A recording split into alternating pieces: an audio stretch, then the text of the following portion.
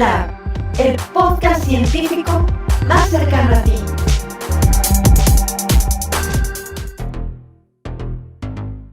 Hola a todos, buenos días, gracias por estar con nosotros. Soy la doctora Ana Mayela Ramos, titular de este podcast. Hoy tenemos un invitado que es muy conocido por todos ustedes. Se trata del doctor José González Valdés, quien es el director asociado del Centro de Biotecnología en el Tecnológico de Monterrey, a quien agradecemos haber aceptado nuestra invitación. Hoy, para profundizar sobre el tema de la aplicación de bioprocesos, en particular con lo relacionado al suero de leche, nos presentará una publicación que nos ha llamado mucho la atención y que estoy segura que a todos nuestros estudiantes y oyentes en especial les parecerá de gran valor, ya que muchos de nuestros oyentes nos han pedido la participación del doctor. Buenos días, doctor. Hola, ¿qué tal? ¿Nos puede indicar, doctor, cuál es el título completo de su publicación para nuestros oyentes de este podcast de Innovación Lab? Lleva por nombre Potential Application of Aqueous Two-Phase Systems for the Fractionation of RNase A and alpha-lactalbumin from their pegylated conjugates.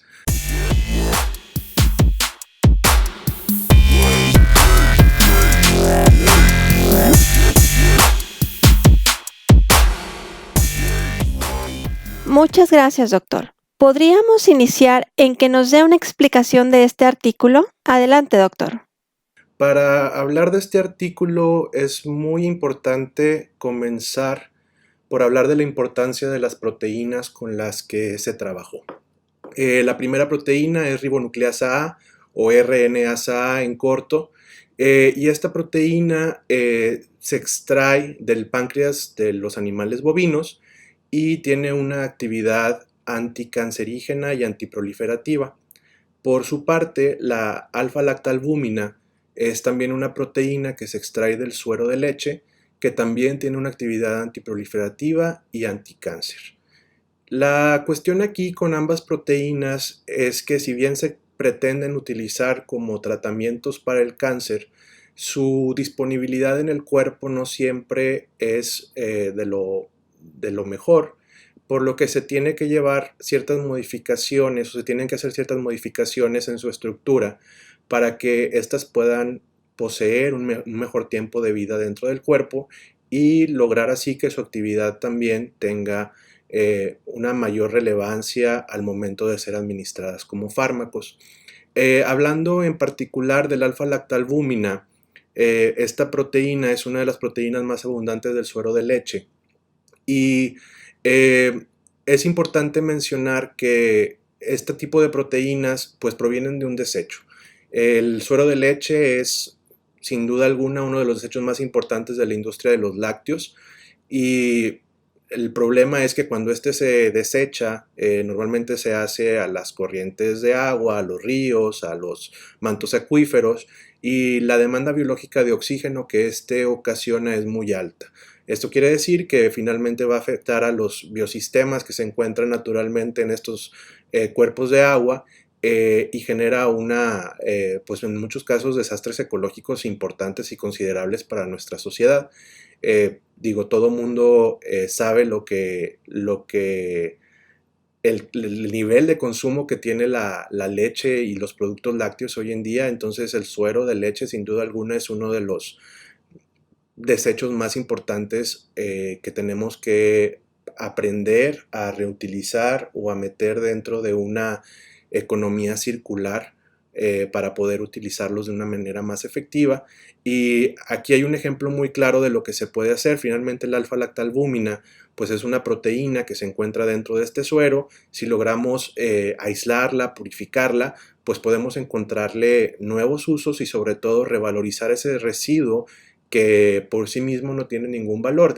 El suero de leche se utiliza muchas veces para generar estas formulaciones de proteínas hidrolizadas que mucha gente que va a los gimnasios utiliza, pero pues no, fuera de eso, pues en realidad se podría utilizar estas proteínas, que en realidad son proteínas de alto valor, con otro tipo de usos, otro tipo de funcionalidades. Regresando al tema general sobre la pegilación. La pegilación es este esta modificación que les comentaba hace un momento, y básicamente consiste en tomar una cadena de polietilenglicol, que es un polímero bastante utilizado y que está aprobado también para su uso como fármaco en la FDA. De hecho, por sí mismo, el polímero se utiliza para pues liberar obstrucciones dentro del intestino grueso, genera una especie de plasta que al momento de ser ingerida pues va empujando todas estas obstrucciones hasta que se desechan de manera natural del cuerpo. Pero más allá, la pegilación tiene un propósito más importante. En la pegilación se toma una sola de estas cadenas del polímero y se le pega, por así decirlo, o se hace una reacción química en la que se pega el polímero al amino terminal de la proteína por condensación. Esto ocasiona diversos efectos en la proteína que una vez, por ejemplo, una vez administrada en el cuerpo va a permitir que la proteína esté en circulación mayor tiempo que su proteína o su par no modificada, la cual vamos a llamar para fines prácticos proteína nativa. El problema con las reacciones de pegilación, si bien se ha trabajado mucho en lograr que estas modificaciones sean muy específicas hacia el amino terminal, no, en realidad la reacción no es del todo específica. Es decir, nos vamos a enfrentar con un problema principalmente que se tiene que resolver desde dos puntos de vista. Primero, que el polímero se va a pegar no solamente en el amino terminal, sino se puede pegar en otros grupos o en otros aminoácidos en la proteína conforme va avanzando la reacción.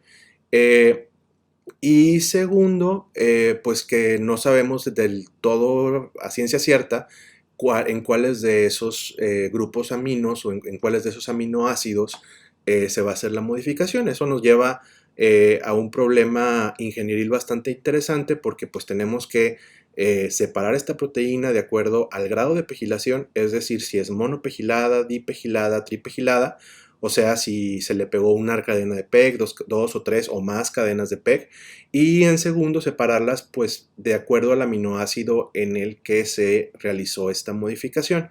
¿Y esto por qué lo hacemos o cuál es la relevancia de todo esto? Principalmente porque en la mayoría de los casos la proteína monopegilada es la que tiene la mejor actividad. Conforme va aumentando el grado de pegilación o el grado de modificación de la proteína, la actividad de la proteína va disminuyendo.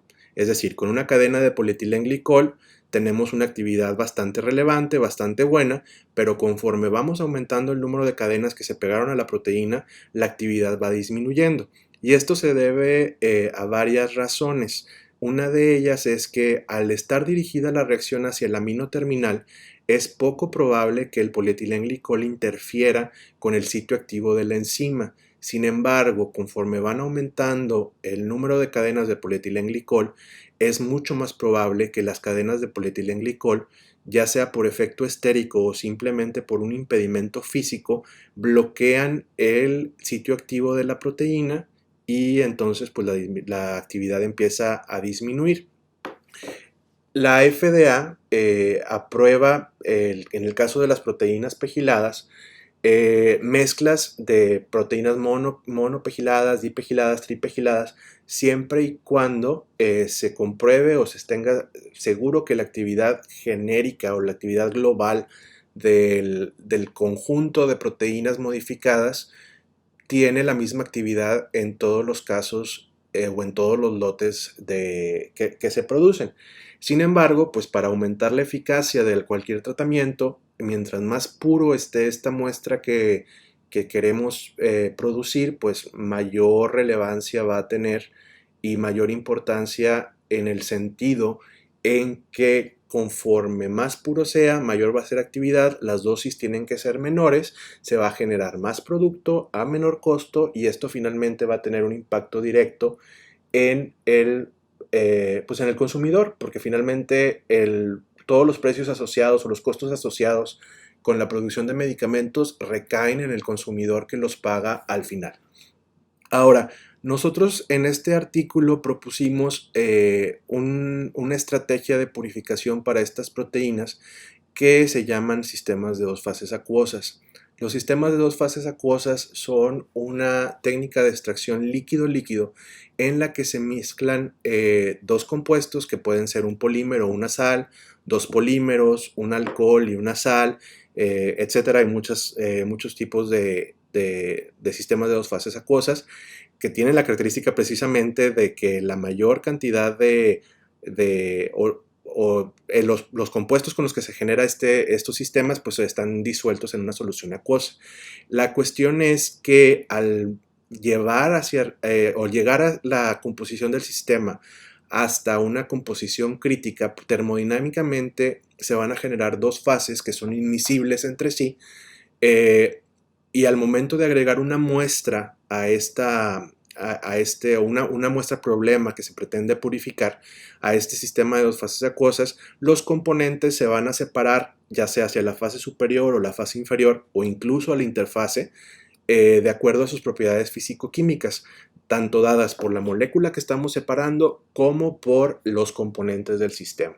Entonces, para lograr una buena purificación o una buena separación de los componentes dentro del sistema, tenemos que jugar con varios parámetros de diseño, como lo son el pH, el peso molecular del polímero que estamos utilizando en el sistema, la concentración de sales, la relación de volúmenes que se refiere a la razón entre la fase superior, el volumen de la fase superior con la razón del volumen de la fase inferior, y la longitud de línea de corte, que está relacionada mucho con la concentración de cada uno de los componentes del sistema en cada una de las fases. En el caso particular de este trabajo utilizamos sistemas PEG fosfato de potasio y se identificaron 16 sistemas en los que se generaron con PEG de peso molecular de 400 gramos mol, 1000 gramos mol, 3350 gramos mol y 8000 gramos mol.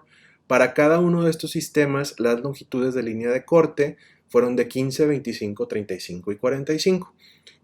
Cada una de estas longitudes de línea de corte tiene una composición específica de PEG y de fosfatos en cada una de las fases y global dentro del sistema, que se obtiene a partir de una curva binodal, que es una curva de fases, en la que se puede calcular la composición exacta de cada uno de estos sistemas.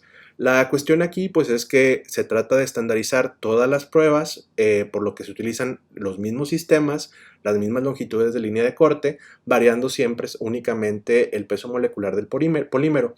En este caso en particular el pH se dejó en 7 para todos los sistemas, y con esto ya se empezaron a hacer todas las pruebas.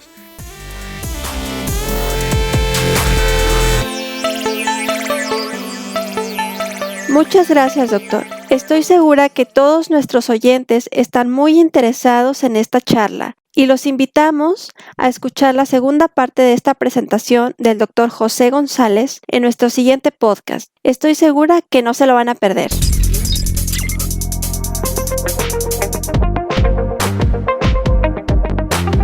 Innovación Lab, el podcast que te mantiene al día con los avances en la biotecnología. Innovación Lab, el podcast científico más cercano a ti.